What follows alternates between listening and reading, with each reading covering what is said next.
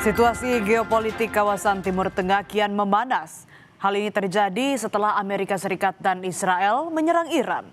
Iran pun tak tinggal diam. Mereka membalas serangan ke Israel serta ke sejumlah fasilitas militer Amerika Serikat di kawasan Timur Tengah. Kondisi ini berpotensi menimbulkan dampak yang cukup luas. Lantas mengapa serangan ini dilakukan?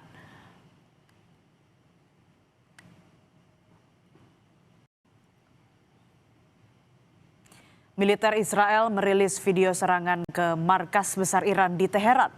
Serangan memicu kepulan asap yang terlihat membumbung dari kawasan pusat kota. Serangan Israel ini terjadi di tengah meningkatnya ketegangan di kawasan ketika Amerika Serikat mengerahkan armada besar pesawat tempur dan kapal perang ke wilayah tersebut.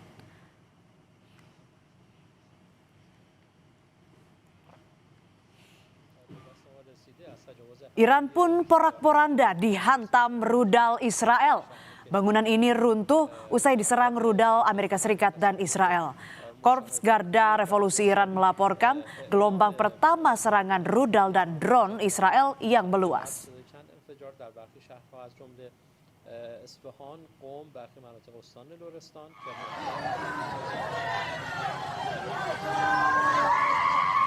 Tak hanya menghancurkan bangunan dan markas besar Iran, serangan Amerika Serikat Israel juga menyasar sekolah Hormozgan.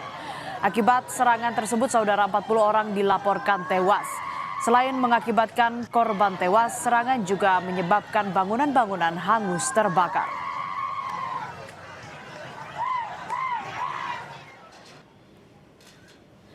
Pemimpin tertinggi Iran, Ayatollah Ali Khamenei, tewas akibat serangan Israel dan Amerika. Kematian pemimpin tertinggi Iran ini diumumkan oleh televisi nasional Iran pada Minggu pagi 1 Maret 2026.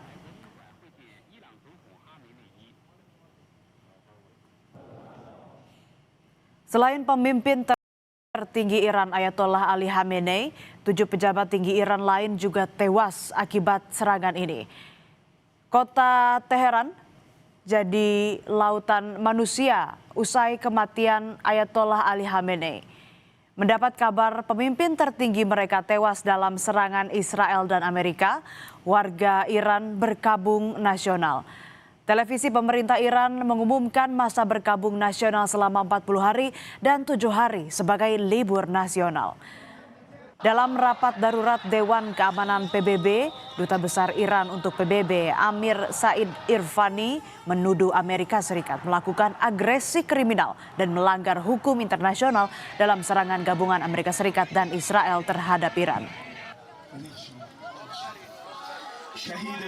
For the second time in the midst of the negotiation, the United States betrayed diplomacy and resorted to force and launched an attack against my country in blatant violation of Charter of the United Nations, presently interfering in Iran's internal affairs.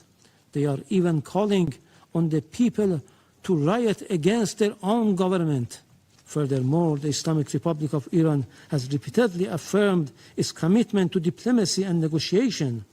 However, it will never submit to pressure, coercion, or force. Diplomacy has rules and principles. It cannot coexist with aggression. Iran mengambil langkah menutup Selat Hormuz yang merupakan jalur transit minyak global yang vital. Penutupan Selat Hormuz dilakukan pada Sabtu 28 Februari sebagai aksi balasan Iran terhadap serangan militer gabungan Amerika Serikat Israel. Selat Hormuz merupakan jalur strategis perdagangan global yang menjadi pintu keluar masuk utama minyak hingga gas alam cair dan kawasan Teluk. Dikutip dari Al Jazeera, video menunjukkan sebuah kapal tanker minyak berbendera Palau terbakar setelah melanggar perintah tak melintasi Selat Hormuz. Kapal tersebut kemudian tenggelam usai ditembak militer Iran karena nekat melintasi Selat Hormuz di tengah meningkatnya ketegangan Amerika Israel ke Iran. Setidaknya 3 kapal telah terkena di area tersebut.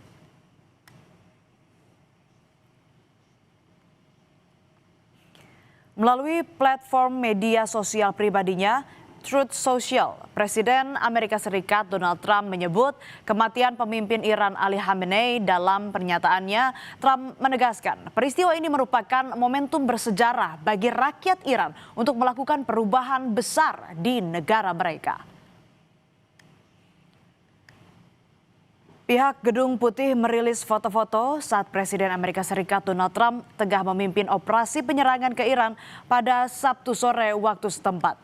Dalam foto itu, Trump bersama Sekretaris Luar Negeri Amerika Serikat Marco Rubio dan Direktur CIA John Ratcliffe tengah memantau langsung dari Mar-a-Lago di Florida, Amerika Serikat. Sementara Wakil Presiden Amerika Serikat memantau dari Gedung Putih.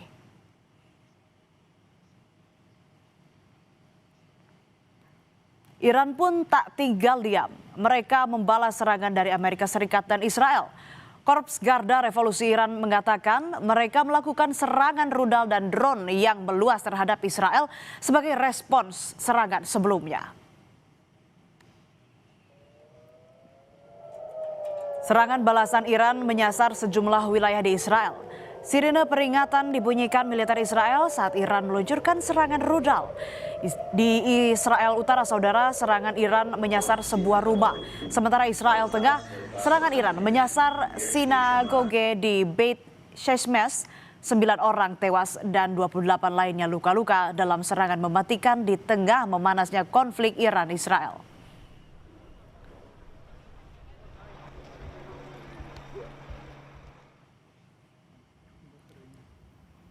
Selain itu, Iran juga menyerang markas Komando Armada Amerika Serikat kelima, yakni di kota Al-Manama, Bahrain.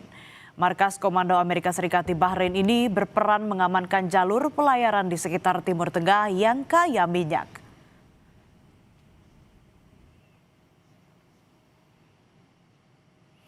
Tak berhenti di situ saja, serangan balasan Iran juga menyasar Bandara Internasional Kuwait.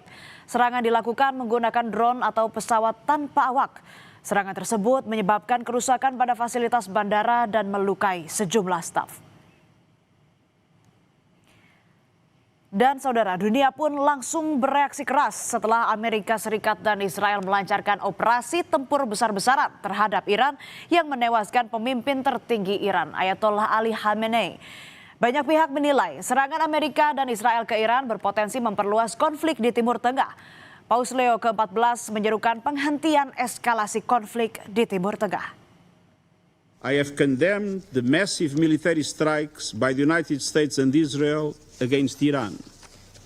And I also condemn the subsequent attacks by Iran, violating the sovereignty and territorial integrity of Bahrain, Iraq, Jordan, Kuwait, Qatar, Saudi Arabia, and the United Arab Emirates.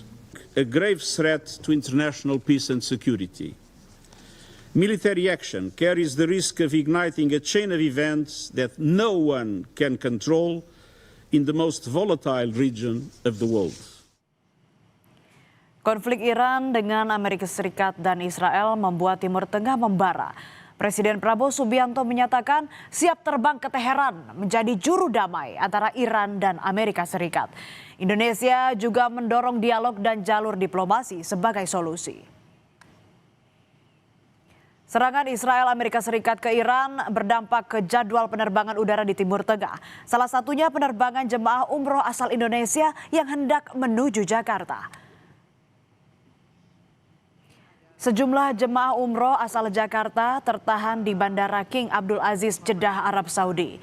Pemerintah Indonesia melalui Kementerian Haji dan Umroh mengimbau jemaah umroh yang akan berangkat dalam waktu dekat untuk menunda keberangkatannya.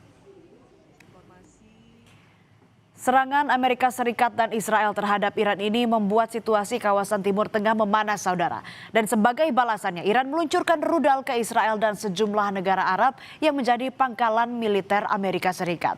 Tentu, serangan ini tidak hanya berdampak terhadap 3 negara, namun banyak negara di kawasan Timur Tengah. Lalu akankah konflik ini melebar menjadi perang dunia ketiga? Banyak pihak menyerukan perdamaian di kawasan Timur Tengah. Dan apakah itu akan terwujud? Patut kita simak, saudara. Tetaplah bersama kami, usai jeda berita utama akan kembali dengan informasi ramai dikritik karena menggunakan fasilitas mobil yang teramat mewah. Gubernur Kalimantan Timur Rudy Masud akhirnya mengembalikan mobil dinas baru hasil pengadaan APBD senilai 8,5 miliar rupiah.